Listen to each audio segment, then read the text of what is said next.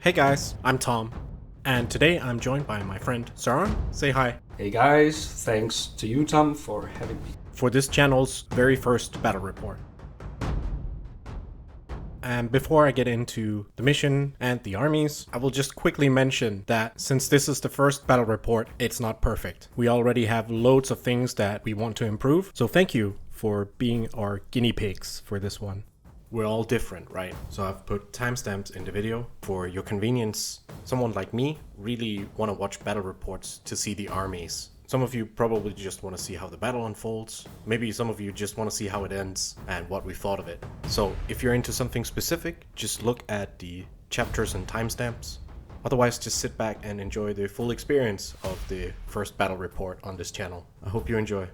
First and foremost, I thought I was super smart with this redneck engineered overhead time-lapse camera with my old phone and a power bank duct taped to the ceiling. In theory, it is perfect, except for it can't record the entire table. I can't get any higher up, and it's ever so slightly not level. In any other battle, I don't think this would be super relevant, as most of the action happens sort of around the middle of the table. But I'm using a special army list with a lot of deep strike, and a lot of it may or may not be partly obscured by set problems. That's on the time-lapse anyway. I definitely need to keep in mind to do a lot more regular handheld video to cut in. Anyway, enough about that. I have fixed these issues with a clip-on lens and this holder for my phone and a power bank that I designed in a previous video. Let's get into the armies and the game.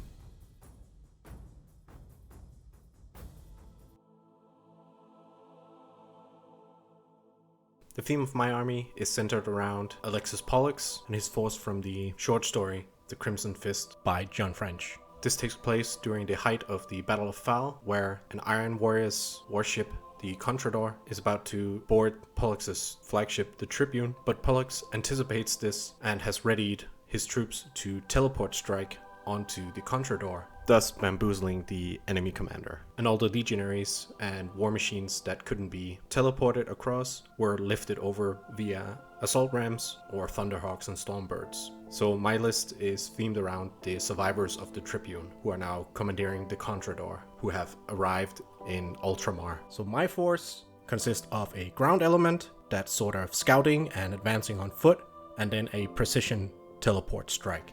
For this, I will be using the unique Imperial Fists Rite of War called the Hammerfall Strike Force. This allows me to purchase teleportation for 30 points per unit, and there are some detriments to having vehicles, so I opted not to have any. Once you arrive from Deep Strike, if you purchase this rule, you gain a 5+ Shrouded for a whole turn. There are a few units that are not arriving this way. Pollux allows him to teleport the unit that he brings for free. However, the way the rules are written, he does not get enshrouded. And the same goes for the assault squad that joins the deep striking force. Since they aren't arriving with those specific criteria, they're also not getting it. The army's warlord is Alexis Polux. Because I am so heavily reliant on deep strike, I've chosen a Master of Signals as one of my HQ choices. And I also brought along a Centurion upgraded to a Champion console with a Paragon Blade. In the ground element of the force, there is a Legion Tactical Squad. No upgrades except a Power Sword on the Sergeant. There is a Legion Heavy Support Squad with autocannons, a Vexilla, and an Augury Scanner. A Rapier Battery of 2 quad launchers. No upgrades, just a standard frag shells. A Contemptor Dreadnought with a Gravis Multi-Melta and just a standard bolter in the Gravis Power Fist. A Leviathan Dreadnought with heavy flamers in the nipples, cyclonic meltalance, and just the standard Siege Claw. The deep strike capable part of my force consists of a Legion Breacher Squad, 16 man, 4 Volkites, a Vexilla, a Nuncio Vox, 2 Meltaguns, and nothing on the Sergeant. A 12-man Breacher Squad with 2 Meltas, a Power Sword on the Sergeant and a Combi Flamer, it's on his back, and a Vexilla, and Nuncio Vox. 2 nearly identical Phalanx Water Squads as troops, but not line. 2 Meltas in each, Vexilla in each, one of them has a Nuncio Vox, and then the Sergeants are different in that one has a Thunderhammer and one has a Solarite Power Gauntlet. a 10-man assault squad, artificer armor, and a solarite power gauntlet on the sergeant, a power axe, and a power sword in the squad. A 3-man apothecarian detachment, 1 standard, 1 with power sword and Volkite charger, and 1 with a Warhawk jump pack. My force of word bearers is drawn from the chapter of the Flayed Hand. They are led by the Praetor Ner Asakton, who rose to prominence during the Battle for Calf, where they constructed roadblocks and fortifications under the guise of training drills, and once the treachery was unveiled, they would be in perfect position to ambush the hated Ultramarines. The chapter of the Flayed Hand is incredibly zealous and completely devoted to Lorgar's teachings, even so much so that Erebus and Corfarin kind of scowls at them because they're unsure whether they can trust them or control them should the need arise. The chapter of the Flayed Hand uses a lot of possessed units, mostly drawn from the second wave of possessed that are not as pure as the Galvorbak. Even though the Battle for Calf would eventually become a disaster for both the Word Bearers and the Ultramarines, the chapter of the Flayed Hand managed to escape, or at least a lot of them did, and they would later participate in the Battle for Cathonia. My rite of war for this battle is Dark Brethern, which is a very fun and thematic rite of war, which can also become quite strong. The way it works is I choose a unit amongst my opponent's army that is going to be my sacrificial target. I have to deal damage to that unit each turn, otherwise I'll have to take a Perils of the Warp amongst one of my units. If I manage to kill that unit, I will gain a bonus on one of my units, consisting of 1+ strength, movement, and weapon skill, and a new target will be chosen. This bonus can stack up to 3 times. Leading my army is the Praetor Ner Asakton, which is also my favorite model. One of my favorite models.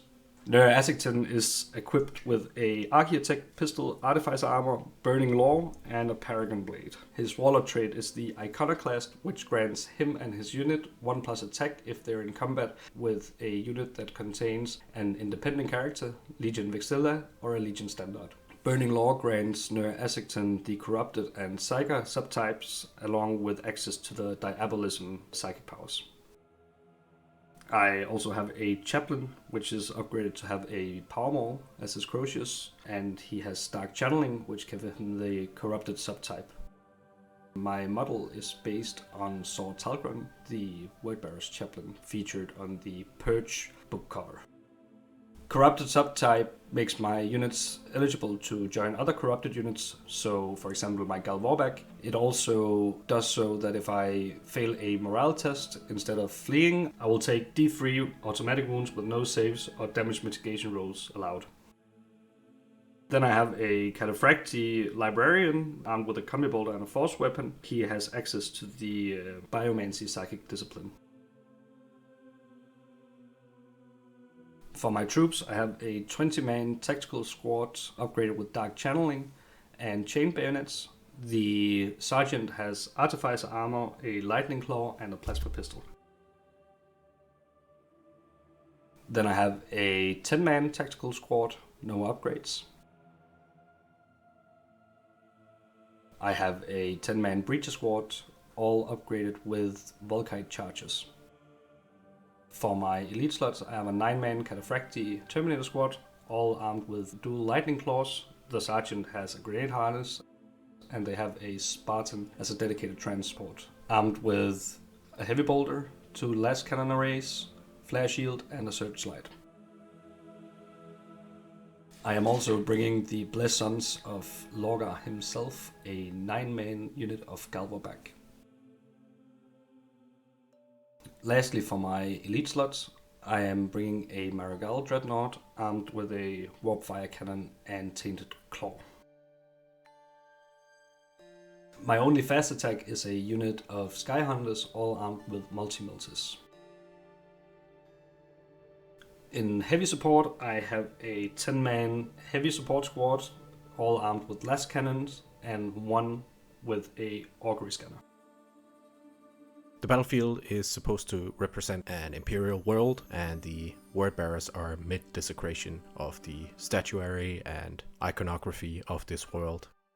And the Imperial Fists scouting force comes upon this enemy, and then the quote-unquote Hammerfall strike teleports in to try and stop them. That's the narrative as I see it for this battle.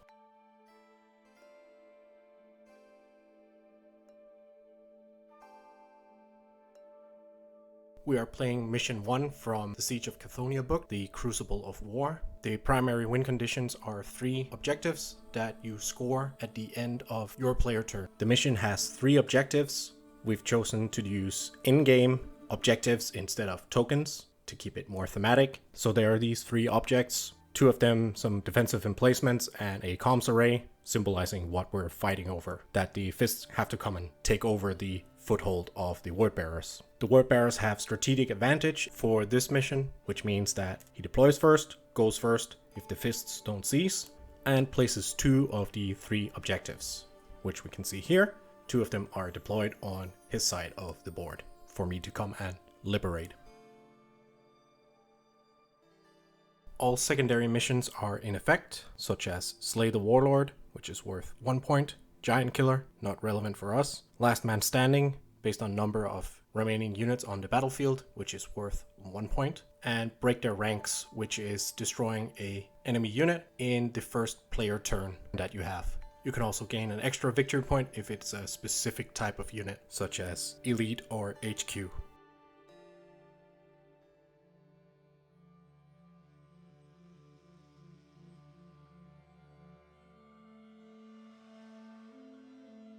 Looking at the Word Bearers deployment, we have 2 troop choices, a tactical squad and a breacher squad near one of the objectives, as a Marigal Dreadnought to protect it. And in the Spartan, there is a Librarian and a 10-man Cataphractii Terminator squad. Another big blob of tacticals on the other objective. The multi-milta bikes in a flanking position.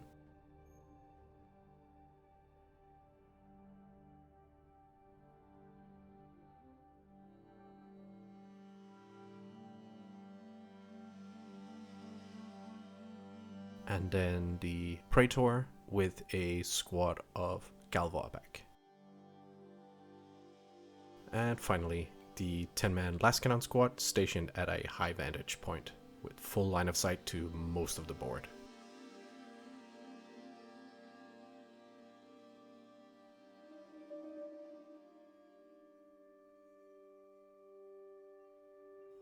Looking at the Imperial Fists deployment, I got a 10-man autocannon squad stationed on this roof, a 10-man tactical squad underneath it, ready to advance and hold the objective on my side of the board, and a Contemptor to hopefully protect them.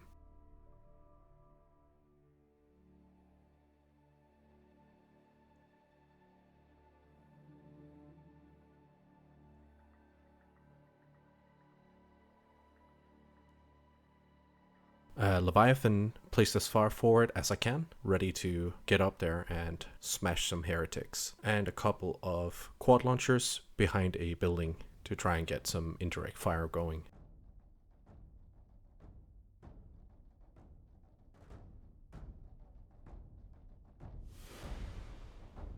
Seize the initiative?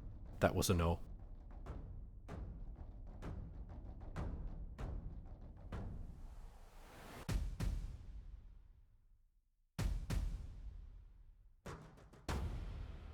Word Bearer's movement phase, everything mostly stands still. A few unit advances, such as the Galvorback, to be able to intercept whatever is heading their way. And the Skyhunter Squadron moves up to be able to fire at the entrenched Fists.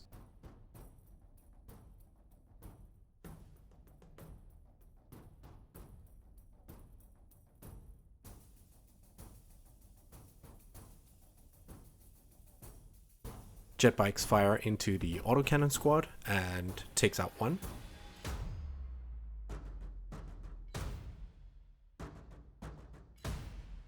And the Spartan fires into the autocannon squad as well.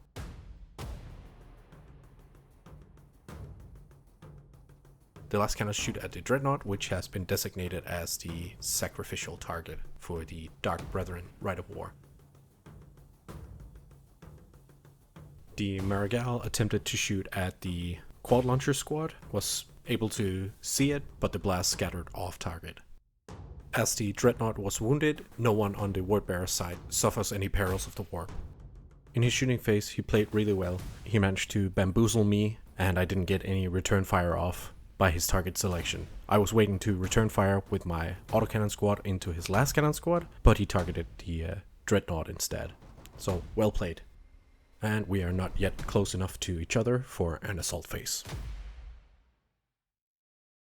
The Wordbearers score 2 points for holding 2 objectives. The score is therefore Imperial Fists 0, Wordbearers 2. So on to Imperial Fists, turn 1. The movement phase was rather simple. The Leviathan moved up. As he is heavy, he cannot run, but he moved up as far as he could. And the 10-man tactical squad moved up to claim the objective on my side of the board. And the Contemptor moved up to engage with the bikes, but they reacted in the movement phase with a withdraw action, pulling back slightly.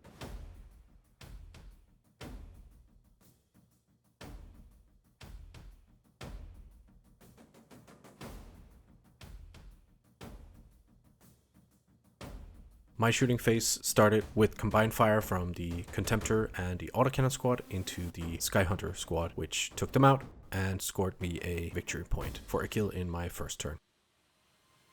With the quad launchers, I made a stupid error by shooting into the Breachers, who had a 3-up rerollable save because of heavy. I should have targeted the tactical squad.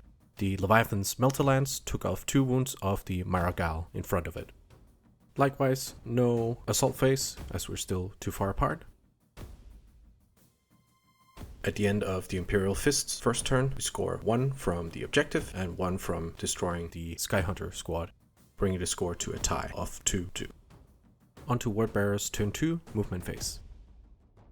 Wordbearer's movement, the Maragal retreated a little bit, but still has its warpfire cannon within range of the quad launchers. And the Spartan moved up to have a little bit of line of sight to the Contemptor under that bridge.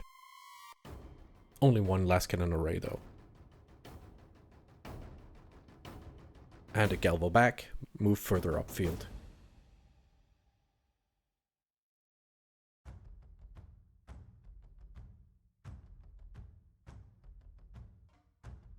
The Spartan fired into the Contemptor and took off a single wound, and also fired the rest of its weapons into the autocannon squad, which return fired and took off a hull point. I managed to save all that needed to be saved on the autocannon squad. The warpfire cannon once again scattered off the quad launchers. And lastly, the Wordbearer last cannon squad fired into the autocannons, but whiffing the roll a little bit. They're still standing, for now. And since he wounded the Dreadnought, he still doesn't suffer any perils of the warp, as that is his sacrificial target. At the end of the Wordbearer's second turn, they score an additional 2 objectives, bringing them back in the lead of 4-2.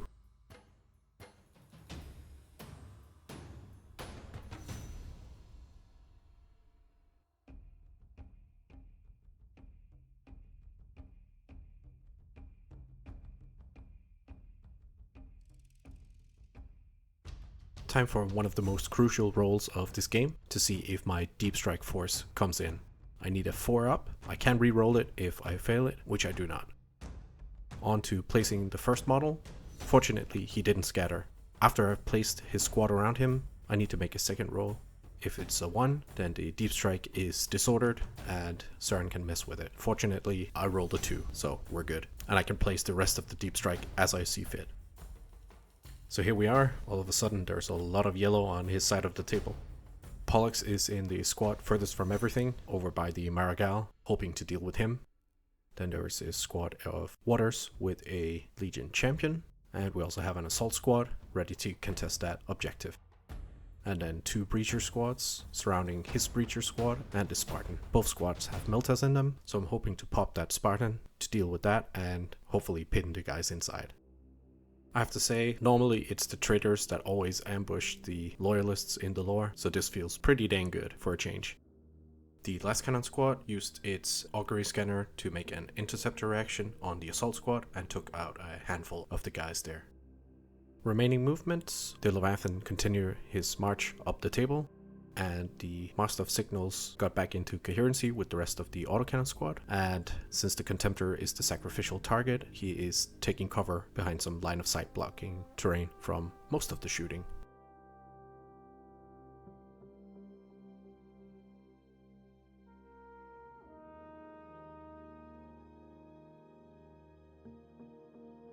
In the shooting phase, the autocannon squad managed to take out a couple of the enemy last cannons. The Leviathan once again fired into the Marigal, but this time did nothing. Polux's water squad fired into the Marigal, but only Polux's Combi Melta did a wound to it. The second water squad fired into the tactical squad and took out a couple. The larger Breacher squad fired into the opposing Breacher squad and nearly took it out. And the remaining Breacher squad fired into the Spartan, and both the Meltagun missed, of course.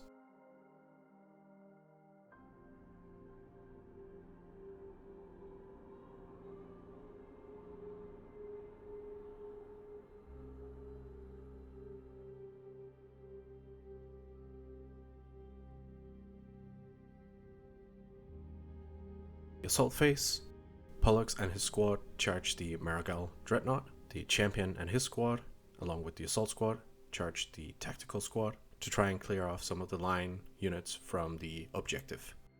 The remaining units were prevented from charging due to firing their weapons or not being able to hurt the vehicle. The tactical squad was wiped by the combined assault and water squad. And then catastrophe. First time these guys have seen a demon. The Marigal wins the combat. Pollux fails his leadership test and he sweeps the squad and my warlord. In hindsight, I probably shouldn't have engaged that Marigal with my warlord, but I thought he could do a couple of wounds to it. I was wrong. My dice didn't quite want that. At the end of that eventful assault phase, the Imperial Fists score 2 from objectives, and sadly the Warbearers gain a warlord kill, bringing them in the lead of 5-4.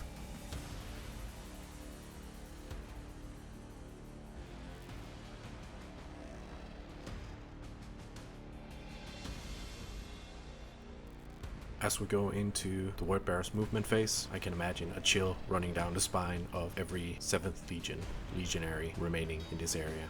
A mistake has been made. The Spartan moves a little bit so it can unload the 10 Cataphracti with lightning claws as well as a librarian. And the demon occupying the Contemptor shell stands his ground and readies for a new target. The Praetor and the Galvaback ran as far as they could to join the fight, possibly in the next round. Let's see if the line of yellow can hold.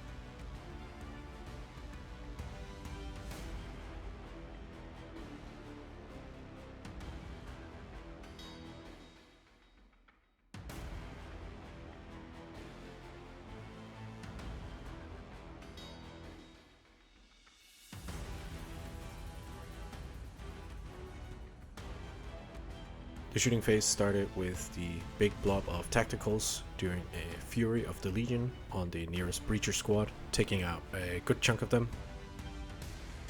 The Breachers returned fire, and the Artificer armor on the Sergeant failed to protect him. The last cannons managed to wound the Dreadnought again, so still no perils of the warp on the Wordbearers. The Marigal managed to get a direct hit with his warp fire cannon into the water squad and take out a good chunk of them too. The Librarian got off his psychic power, giving +1 strength and toughness to the Cataphracti squad, as if they weren't scary as they were. A number of pinning and morale tests were needed. The champion and his squad failed their morale test and are falling back, unfortunately.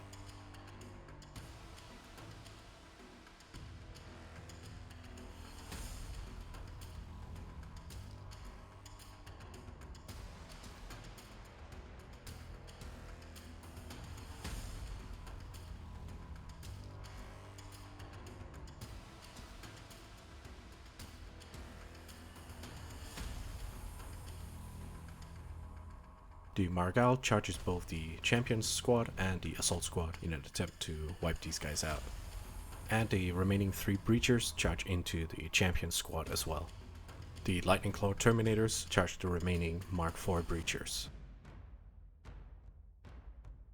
the champion has to challenge the Breacher Sergeant, and the Breacher Sergeant in the Mark IV squad challenges the Cataphractii Sergeant as a symbolic thing. Predictably, the Breacher squad gets absolutely minced. The champion wins his duel with the Breacher Sergeant, and the squad pours their attacks into the Breacher squad, managing to wipe that out. The combat is a draw, and no one has to flee this time.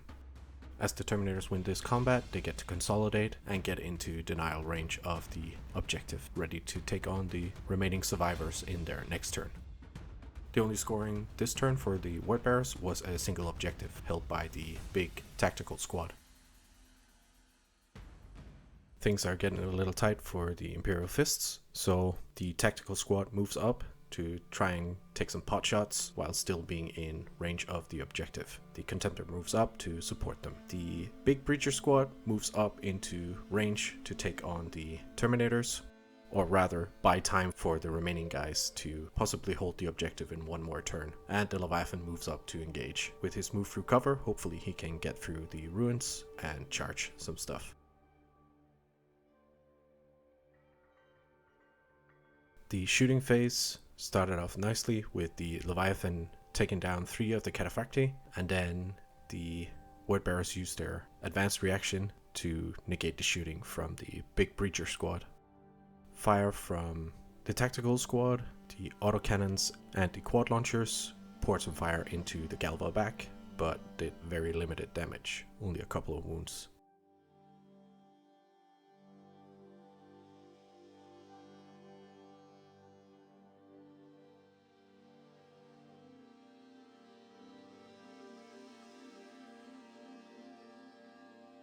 Time for a crucial assault phase. The Leviathan made its charge through the ruins, and the big Breacher squad joined the combat to try and get some of the Cataphractii away, or if successful, consolidate onto the objective and bubble wrap that in yellow. The Leviathan did really well, and only the Librarian remains. And he flees, leaving me to consolidate onto the objective and scoring 2 victory points for holding 2 objectives, bringing the score back to a tie, which is nice.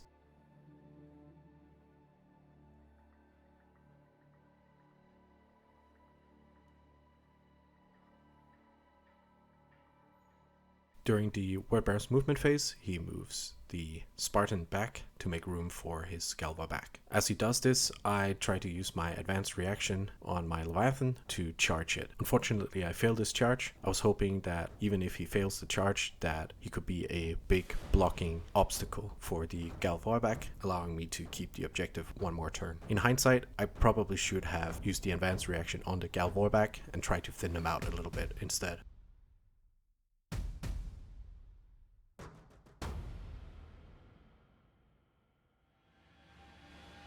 Word Bearer's shooting started off with the Spartan firing into the Leviathan, taking off a couple of wounds.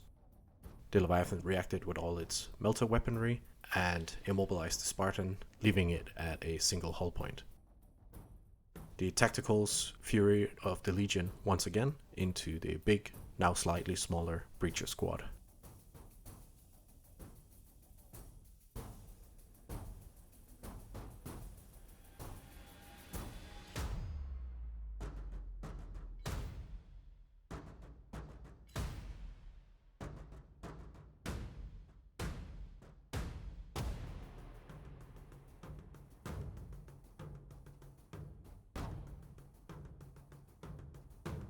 The Galvorback, along with the Praetor and a Chaplain, declares a multi-charge and rolls really well, managing to engage both the Breachers and the Leviathan Dreadnought.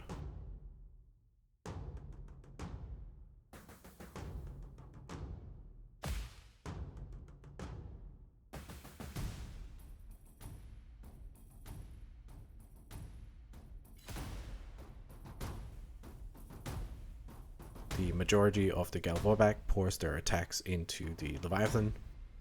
The initial roll wasn't all that great, but thanks to the Chaplain, they only miss with 1 die and manages to roll 7 6s on the Leviathan. So I have to pass them on 5+, and each of these are instant death and D3 wounds on the Leviathan.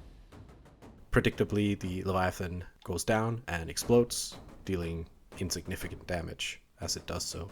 The remainder of the squad pour their attacks into the Breacher squad, managing to wipe it.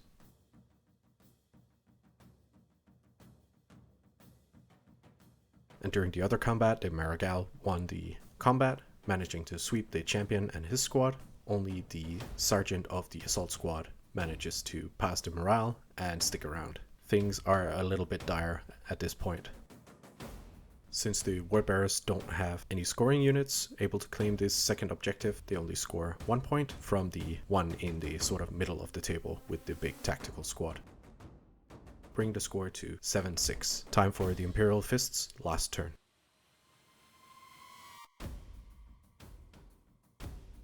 Not a whole lot to report in this phase. Insignificant shooting, very minor movement, and predictably the assault sergeant lost the combat to the Marigal, going out like this. This leaves me with a single objective scored and a score of 7-7. Time for the final tallies of secondaries. The only remaining secondary scored is Last Man Standing, because the Wordbearers have more remaining units on the table, making them the winner of this match with 8 victory points.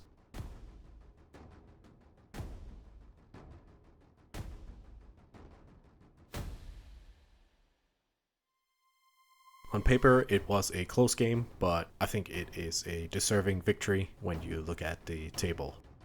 Yeah, it was a great game. I once again just want to thank Tom for bringing me on, and I can't wait to do more battle reports in the future.